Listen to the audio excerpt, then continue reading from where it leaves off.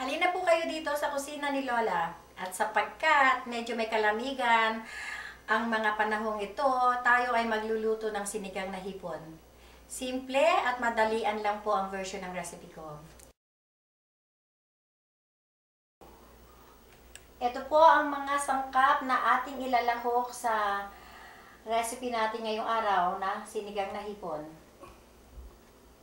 Isang pakete ng inyong paboritong panigang mix. Tatlong pirasong siling jalapeno. Hiniwang sibuyas. Isang pirasong kamatis na hiniwa-hiwa rin. Dinikdik na bawang. At hiniwang labanos. At syempre po, ang ating main ingredient na hipong swahe na mas masarap kung kasama ang ulo ng hipon.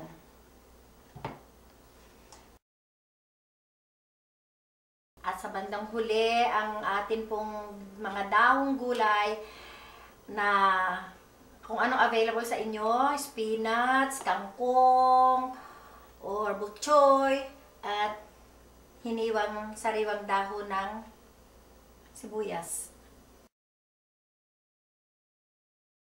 Uumpisahan na po natin ang pagluluto ng ating recipe. Ihulog sa kumukulong 10 tasa ng sabaw ang mga sumusunod na panlahok. Ang inyong paboritong panigang mix, ang siling jalapeno, sibuyas, kamatis,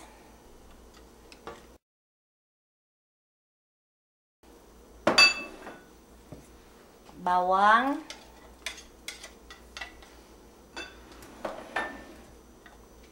at labanos. Takpan at hayaang kumulo ng mga hanggang 10 minuto ang sabaw at ang mga inilahok na sangkap. Pagkaraan ng 10 minuto, ihulog ang hipon.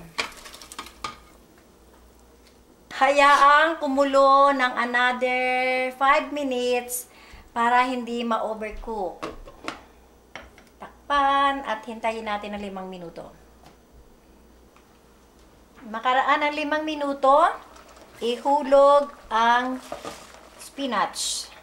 Sabay turn off ng kalan at takpan.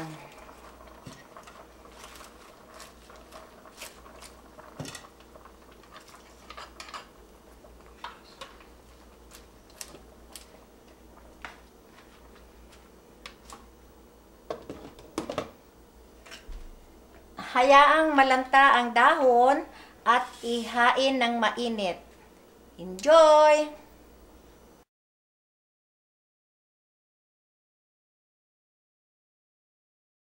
Pagkat medyo may kalamigan ang mga panahong ito, tayo ay magluluto ng sinigang na hipon.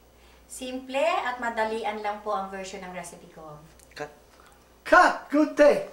So, Go!